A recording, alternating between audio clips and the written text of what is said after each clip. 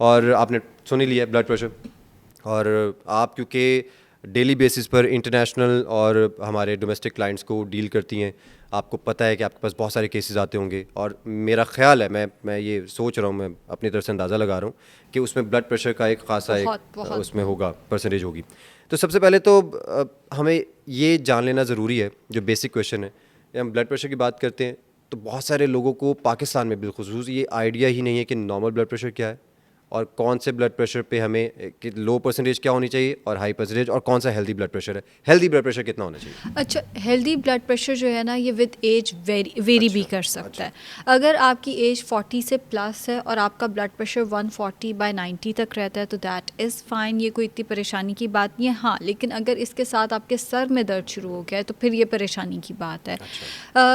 जो टीनेजर्स हैं उनका ब्लड प्रेशर अगर 110 100 तक भी रहता है, और अगर हम नीचे वाले ब्लड प्रेशर की बात करें 110 100/60 70 80 तक रहता है तो that is fine. Ideal blood pressure 120/80 होता है। इसमें थोड़ी बहुत फ्लक्चुएशन विद एज होती है, लेकिन उसके साथ आपको मसले मसाइल नहीं होने चाहिए। जैसे अगर हम लो ब्लड प्रेशर की टीनेजर्स की बात करें तो अगर आपको डिजीनेस फील नहीं हो रही, आपसे चला फिरा सही जा रहा है, आपको आपका एनर्जी लेवल ठीक है, तो आपका ब्लड प्रेशर 110/60 भी है तो दैट इज़ फाइन, और यही रहना भी चाहिए। ये नहीं कि एक दिन वो 110/60 अगले दिन 120/80 है, अगर वो उसके आसपास रहता है दैट इज़ फाइन। ये फिर मुसलसल होना चाहिए, ये नहीं कि एक दिन एपिसोड आया वो फिर परेशानी की बात है कि ब्लड प्रेशर लो हुआ है। कुछ लोगों का रहता ही 140/90 है और उन्हें उसके साथ कोई सिम्टम्स नहीं आते।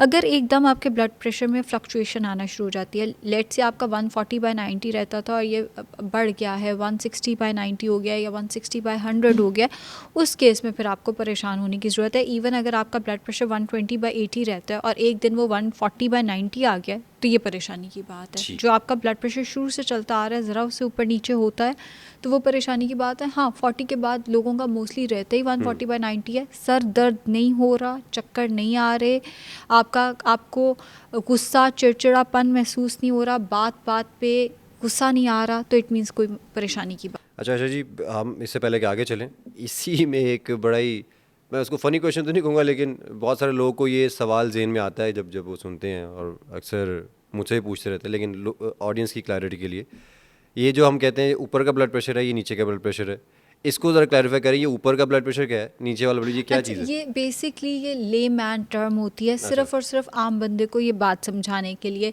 जैसे मुझे ब्लड प्रेशर है, अब ब्लड प्रेशर तो हर एक का है, high blood pressure, low blood pressure तो हम बताते नहीं है। इसी तरह ले मैन को समझाने के लिए कि ऊपर का ब्लड प्रेशर ये, नीचे का, basically diastolic and systolic blood pressure है बेसिकली। आम बंदे के लिए हम कहते हैं ऊपर का ब्लड प्रेशर ये, नीचे का ब्लड प्रेशर ये। तो उसको मतलब डिफरेंट, उसका क्या फ़र्क पड़ना है? नीचे का अगर हाई आ रहा है तो क्या वो, ये ज़्यादा ख़तरनाक है एक्चुअली।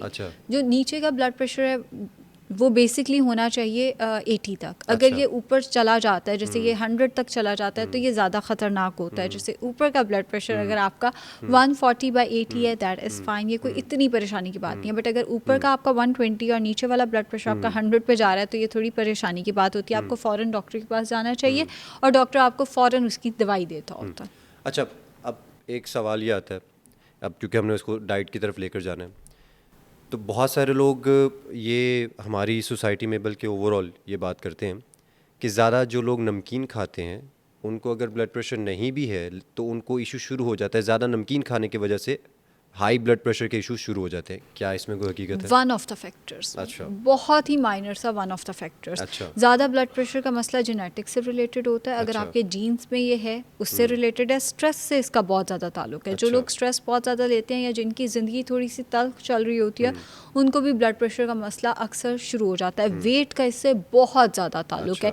इवन छोटे बच्चे जिनका वेट ज़्यादा होता है, 20-22 साल के बच्चे, 18-19 साल के बच्चे ब्लड प्रेशर का मसला लेकर आते हैं अगर उनका वेट ज़्यादा है। इसके साथ साथ बाहर के जिनकी पैकेट की, एक होता है नमकीन अशिया, जैसे नींबू पानी नमकीन है, एक होती है पैकेट की चीज़, जैसे निम्को हो गई, या जैसे ये जो मिर्च मसाले वाले चिप्स होते हैं, या जो बहुत ज़्यादा स्पाइसी हम चिप्स इस्तेमाल करते हैं, उनका इस्तेमाल जो लोग बहुत ज़्यादा करते हैं और प्रोलॉन्ग अरसे के लिए करते हैं, उनको ब्लड प्रेशर का मसला इससे हो सकता है। एक और चीज़, जो लोग पानी की जगह ORS का इस्तेमाल करते हैं, अब ORS में नमकियात है ना, बॉडी को रेस्ट नहीं दे रहे आप, उनको भी ब्लड प्रेशर का मसला हो जाता है। प्लीज़, जैसे गर्मियाँ आती हैं तो हम लोग ORS को पानी में डाल डाल के इस्तेमाल करते हैं, ये मत किया करें। इसी तरह जैसे गर्मियाँ आती हैं, हम नमक डाल के लस्सी मुसलसल, मैंने कई घरों में देखा है, सुना है, पेशेंट्स आके बताते हैं, हम ना सुबह सुबह उठ के 1 किलो दही लेते हैं, उसकी नमकीन लस्सी बना लेते हैं, पानी की जगह वही पीते हैं। भाई, आपने उसमें नमक डाला हुआ है, इतना नमक मुसलसल इस्तेमाल करेंगे तो फिर ऑब्वियसली ब्लड प्रेशर का मसला आएगा।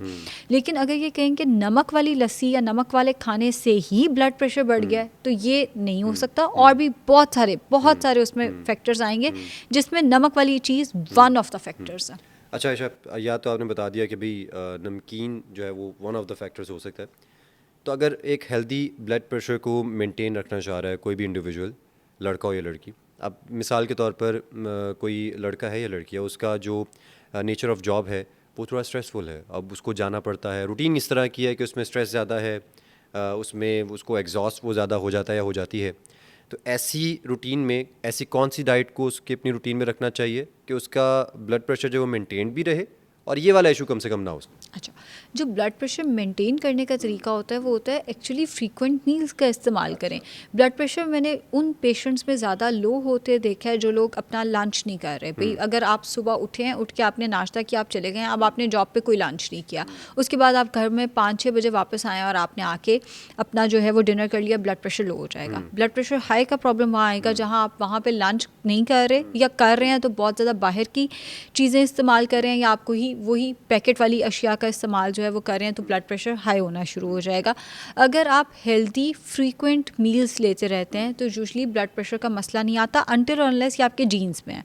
अगर ऑब्वियसली ये जेनेटिक फैक्टर है तो ये तब भी आ सकता है कि आप बहुत हेल्दी हैं, आप जिम भी करते हैं, जिम बड़ा अच्छा रहता है ब्लड प्रेशर को लेके, आप जिम भी करते हैं, सारा कुछ है, स्ट्रेस भी नहीं है, लेकिन अगर जीन्स में ब्लड प्रेशर का मसला है तो फिर इस केस में ब्लड प्रेशर का मसला आ सकता है। अगर बगैर किसी जेनेटिक फैक्टर के आपको ब्लड प्रेशर का मसला आ रहा है तो फिर आपको एक दफ़ा डॉक्टर को दिखा लेना चाहिए, कहीं हिडन कोई फैक्टर ना आ रहा हो जो आपके ब्लड प्रेशर की सूरत में हमें नज़र आ रहा है। अच्छा, ये तो हो गया ना कि हाई ब्लड प्रेशर है और मेंटेन कैसे करना है। अब हमने देखा है कि आजकल, बल्कि आजकल तो नहीं, बहुत पहले से ये चीज़ चली आ रही है, कई लोगों का ये रूटीन ही ऐसा होता है कि वो कहते हैं जी कि हमसे सुबह उठ के कुछ खाया नहीं जाता, हम ब्रेकफास्ट नहीं कर सकते फ़ौरी तौर पर उठने के बाद, और नाश्ता किए बगैर ही अपने दफ्तरों को निकल गए या स्कूल यूनिवर्सिटीज़ कहीं में भी चले गए। अब उसके बाद लेट्स से कोई मसरूफियत बन गई, काफ़ी गैप आ गया उठने में और पहला मील लेने में, तो क्या ये प्रैक्टिस सही है? क्योंकि जब आपने कुछ खाया ही नहीं हुआ तो ऑटोमेटिकली आपका ब्लड प्रेशर लो होना शुरू होगा ही होगा, क्योंकि बॉडी की रिक्वायरमेंट है।